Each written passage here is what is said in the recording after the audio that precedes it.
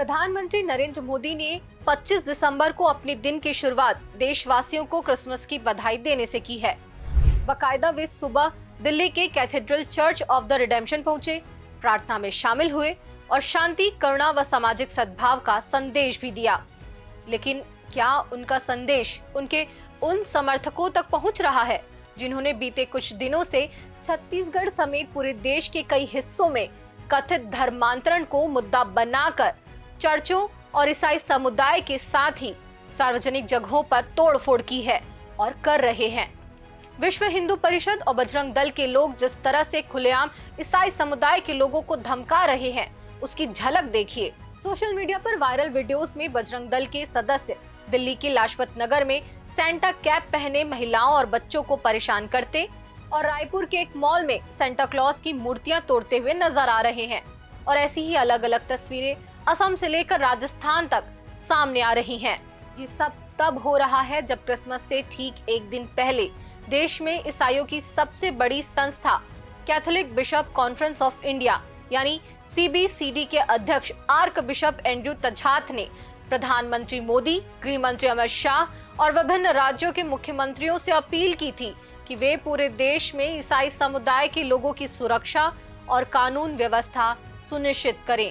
ये उम्मीद तो की ही जा सकती है कि सुबह देश की राजधानी के कैथेड्रल चर्च में प्रार्थना के लिए पहुंचे प्रधानमंत्री तक आर्क बिशप का यह संदेश पहुंच चुका होगा। दुखद यह है कि देश में हो रही घटनाएं चिंताजनक तस्वीर पेश कर रही है। इस साल क्रिसमस के आसपास और कई महीनों से छत्तीसगढ़ लगभग सुलगता हुआ दिखा। बीजेपी शासित छत्तीसगढ़ के रायपुर में विश्व हिंदू परिषद की युवा शाखा ने मैग्नेटो मॉल में लाखों के क्रिसमस डेकोरेशन तोड़ी। कांकेर जिले में एक दफन विवाद के बाद भीड़ ने कम से कम 2 चर्च जलाए और ईसाई घरों को नुकसान पहुंचाया।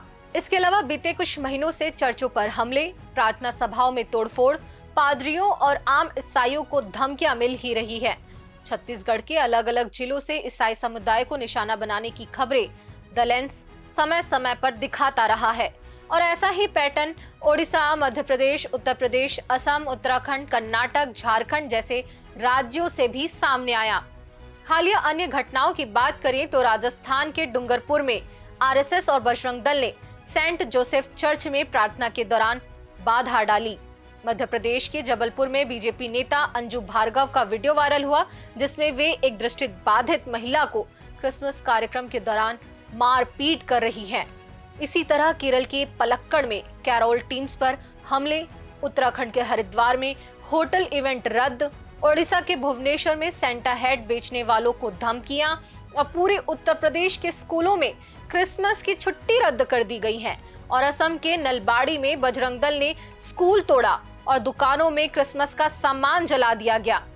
ये अलग अलग घटनाएं नहीं, ये एक पैटर्न है जहां हिंदुत्ववादी संगठन बेखौफ होकर काम कर रहे हैं और भारतीय संविधान की धज्जियां उड़ा रहे हैं।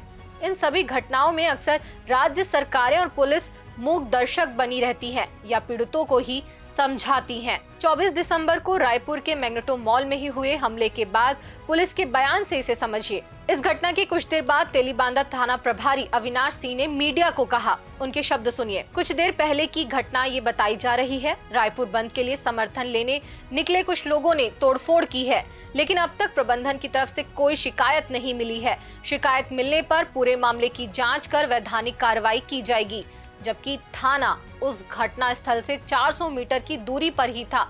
लेकिन घंटों विवाद के बावजूद पुलिस समय पर नहीं पहुंची। लेकिन जब मामले ने तूल पकड़ लिया और सोशल मीडिया में जमकर वीडियोस वायरल होने लगे तो सवाल उठने लगे। तब अगले दिन पुलिस ने बयान बदल लिया और कहा कि तोड़फोड़ के मामले में पुलिस ने 40 लोगों के खिलाफ अपराध दर्ज किया है, लेकिन वो भी अज्ञात लोगों के खिलाफ ही, जैसा हर मामले में होता आया है। और अब तक एक भी गिरफ्तारी नहीं की गई है, जबकि आरोपी चेहरों से पहचाने ही जा रहे थे। पूरे भारत की तस्वीर देखें तो ये संकट और गहराता हुआ नजर आता है। यूनाइटेड क्रिश्चियंस फोरम के अनुसार 2025 में नवंबर तक ईसाइयों पर हिंसा के 700 से ज्यादा मामले दर्ज हुए। भारत के 3 करोड़ 20 लाख ईसाई, जो आबादी का सिर्फ 2.3% है, 2001 से 2011 में 15.5% की दर से बढ़े, जो राष्ट्रीय औसत 17.7% से भी कम है। फिर भी उन्हें हिंदू बहुसंख्यक के लिए खतरा बताया जा रहा है। ये नैरेटिव तथ्यों को नजरअंदाज कर डर फैला रहा है, जिससे क्रिसमस का पर्व हिंसा और परेशानी के बीच मनाया गया। ये बताने की जरूरत नहीं है कि भारत के संविधान की आत्मा है सेक्युलरिज्म। संविधान का आर्टिकल 25 धर्म की स्वतंत्रता, मानने, अभ्यास करने और प्रचार करने का अधिकार देता है। आर्टिकल 26 धार्मिक संस्थाओं को अपने मामलों का प्रबंधन करने की अनुमति देता है। भारतीय संविधान की प्रस्तावना में ही न्याय, स्वतंत्रता, समानता और बंधुत्व की बातें हैं। लेकिन जब भीड़ तय करे कि कौन प्रार्थना करेगा या उत्सव मनाएगा, तो ये अधिकार खोखले हो जाते हैं। सवाल ये है कि पीएम मोदी का संदेश भी क्या उनके समर्थक और सत्तारूढ़ दल से जुड़े विश्व हिंदू परिषद और बजरंग दल जैसे संगठन के लोग भी नहीं सुन रहे हैं?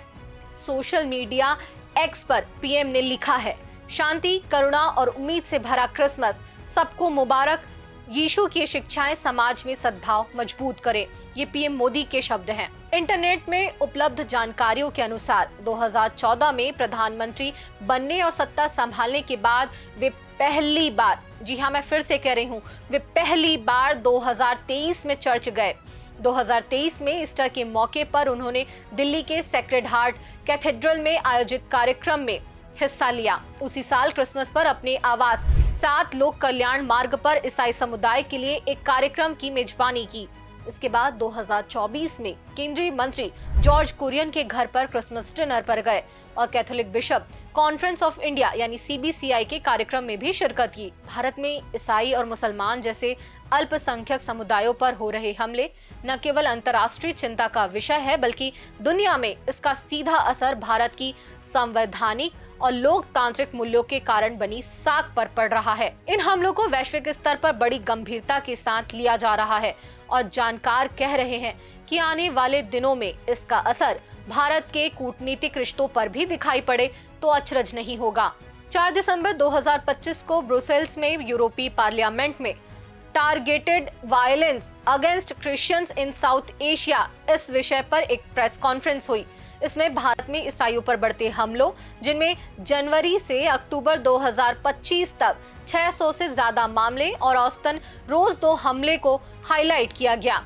US commission on international religious freedom यानी USCIRF ने लगातार भारत की country of particular concern CPC के लिए रिकमेंड किया है, लेकिन अभी तक ये सिर्फ सिफारिश है, ऐसा हुआ नहीं है। लेकिन ऐसा लगातार हो रही उन्मादी कार्रवाइयों के बाद USCIRF के सिफारिश को कभी मान भी लिया गया तो इससे भारत की धर्मनिरपेक्ष छवि पर बड़ा दाग लग जाएगा।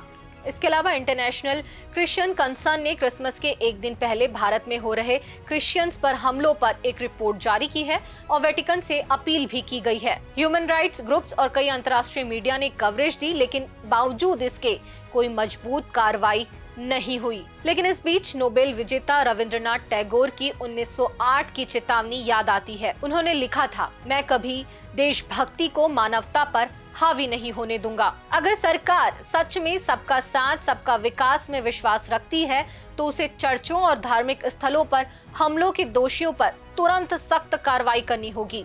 पुलिस प्रशासन की जवाबदेही तय करनी होगी, क्योंकि धर्म से नहीं नफरत से देश टूटता है। फिलहाल बीजेपी शासित राज्यों में हमले जारी हैं, तो सवाल है पीएम का सद्भाव का आह्वान उनके समर्थकों तक पहुंचता है या सिर्फ प्रतीकात्मक है, या फिर तुष्टीकरण या अंतर्राष्ट्रीय समुदाय के लिए ये संदेश कि यहाँ सब ठीक है। ईसाइयों को क्रिसमस गिफ्ट के रूप में डर मिल रहा है।